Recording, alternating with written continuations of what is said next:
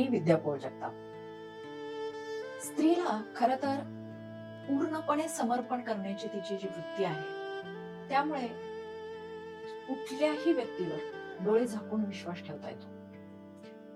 म्हणजे कधी कधी तुम्ही ते रील्स किंवा जोक्स मध्ये वगैरे बघता की तो सांगत असतो बघा की ती एरवी तर खूप हुशार आहे, पण जेव्हा ती माझ्यासोबत असते त्यावेळी तिचा मेंदू शटडाऊन असतो.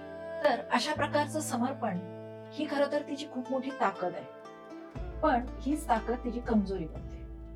कारण की ती जेव्हा प्रेमात पडते, पक्षी संसारात पडते, त्यावेळेला ती तिथं स्वतःचा विचार किंवा स्वतःचा मेंदू कधीही अप्लाय करण्याच्या भानगडीत पडत नाही. तर समोरच्यावर, जोडीदारावर पूर्ण विश्वास ठेवून ती काम करत राहते.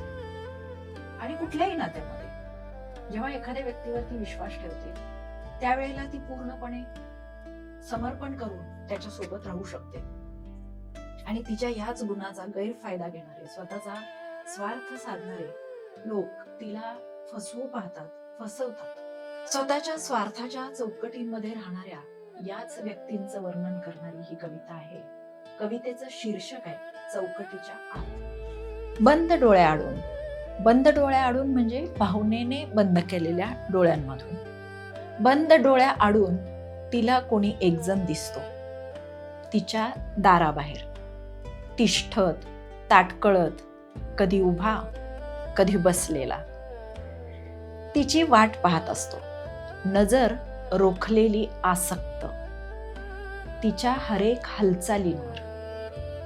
रेष तिच्याच भावनेची उमटते हर घडी त्याच्या चेहऱ्यावर.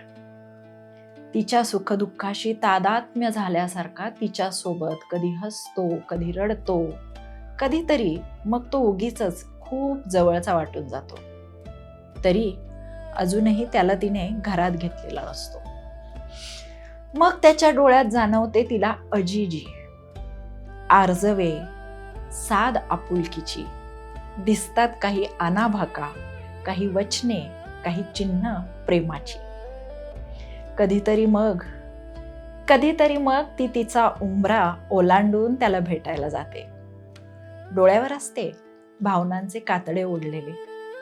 अजूनही त्याच्या हाती सोपून हात सुखाने धुंद गिरकी घेते. आनंदाने बेभान होत नाचत त्याच्या सोबत ती कधीच तिचे अंगणही ओलांडून गेलेली असते. जगरहाटीच्या गर्दीत, नीती आणि तिच्या हमरस्त्यावर, समाज नियमांच्या भर चौकात, कर्कश संकेतांच्या गोंधळात अचानकच तिचे डोळे उघडतात. कावरी बावरी होत भेदरल्या नजरेने ती शोधत राहते तो हात, आधाराचा, आश्वस्त. आणि यावेळी मात्र तो अलिप्तपणे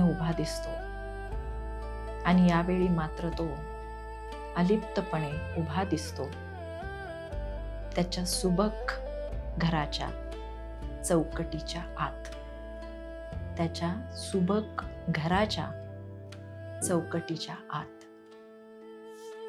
धन्यवाद. कविता आवडली असेल तर नक्की लाईक करा, सबस्क्राईब करा आणि शेअर करा.